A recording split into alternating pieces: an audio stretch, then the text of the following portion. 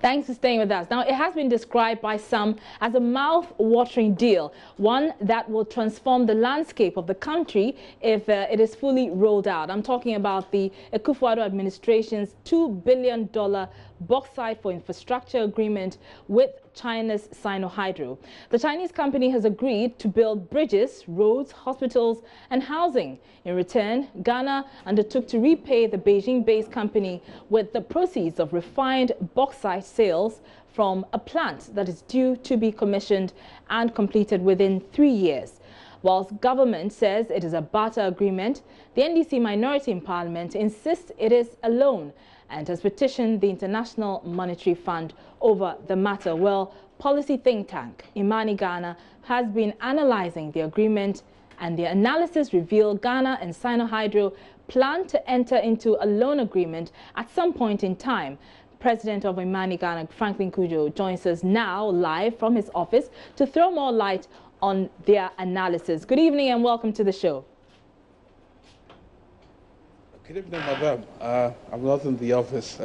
Okay, clearly not. But we know government and the minority have been splitting hairs over whether this agreement constitutes a loan or not. You say your analysis of the agreement shows that government will eventually enter into a loan agreement if this deal is to be sustained. So for now, how do you classify it? Well, first of all, let's not confuse the argument. I mean, the fact of the matter is that what we have seen before us, what has been brought before us, indeed what we've seen from Parliament, does not necessarily and straightforward call it a loan. But as we've highlighted clearly in our analysis, the financial arrangement that should ensure that there is liquidity throughout the duration of this project makes it at some point a loan, which ought to be clarified by the government, because if it is a loan, then what it means is that we would have to make sure that there are proper liquidity plans to be able to unlock the $2 billion facility. So ordinarily, what has been presented before Parliament, straightforward, isn't really a loan. But a careful reading of the agreement also suggests that, well, some escrow account would have to be created by the Sinohydro and the government with a bank of their choosing, and certain receivables, presumably from the sale of alumina, would have to then be paid into that account, but which Sinohydro would have to draw down. Now, fact of the matter really is that because of the intensive nature, financially intensive nature of this deal, which requires close to $1 billion upfront in order for these deals to actually materialize, what it does mean is that government needs to show us exactly what liquidity plan they have in place to be able to ensure that at least 8.5% of the accounts would continuously be liquid. That's about $500 million would continuously be liquid to be able to pay back the facility. So Sinohydro, in actual fact, may not and does not really care who buys the alumina, even if it wants to buy it, but it will be at the market prices, and indeed they are interested in the dollars. So what makes it a bit clear, and why somehow the NDC believe that is a loan, they may be referring to some aspects of this deal, which I'm sure the IMF would finally make a determination. Right. I was coming to that, actually.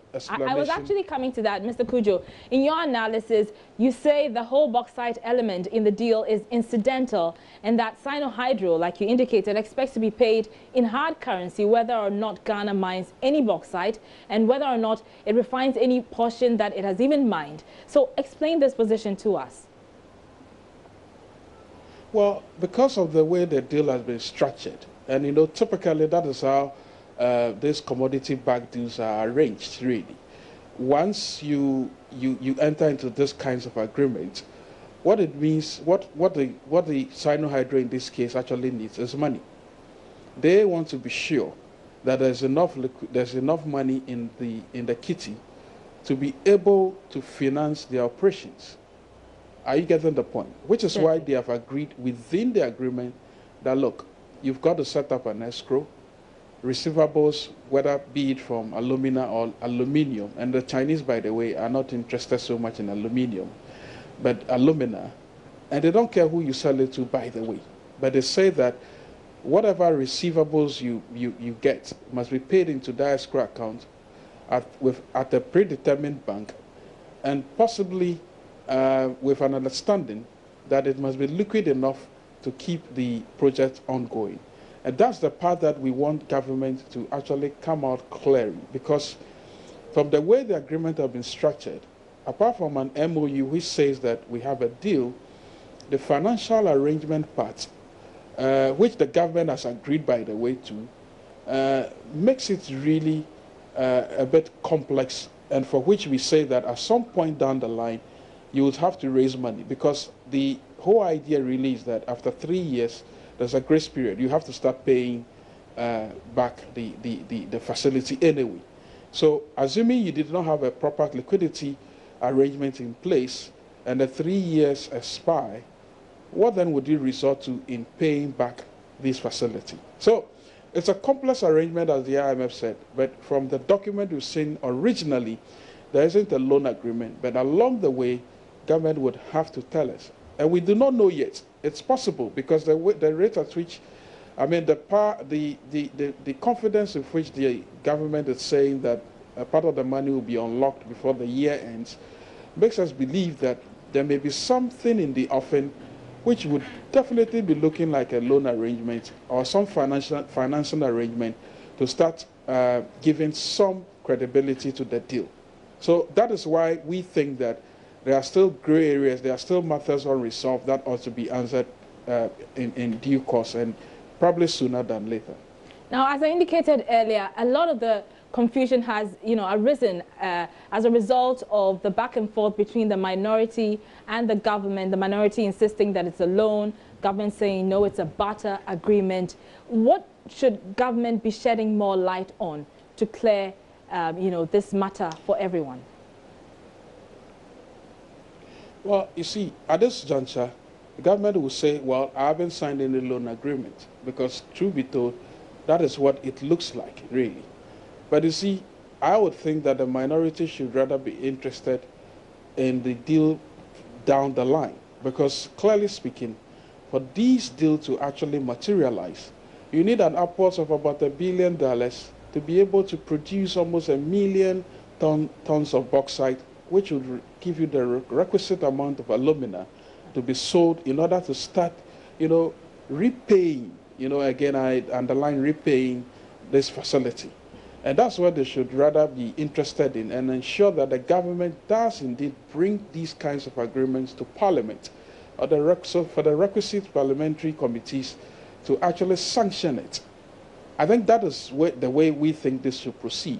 But if they start off immediately by suggesting that, well, this is a straightforward loan, it's a matter of semantics, really. And I can understand that, you see, commodity-backed agreements like the ones we've seen in Angola actually do suggest that until the commodity is sold, at the time it is sold, that's when the prices will be determined. And those kinds of arrangements could be defined clearly as some form of a loan arrangement. But not in this case, by the way. I mean, the Chinese are saying, well, listen, we agree we are in tandem with you that we can do this deal, but we are interested in the liquidity, the cash, the dollars, hard physical dollars, which means that, and on the top of that, they are asking that, look, you better set up an escrow. Those demands actually mean that government needs to ensure that there is a liquidity plan to unlock, this deal, and actually be sure that after 3 years, we are not incurring debts that will then start paying, which it may then be defined as a loan. It's a complex arrangement. Really. Very complex, and the debate will go on. But thank you very much. That's Franklin Cudjoe. He is president of policy think tank IMANI Ghana.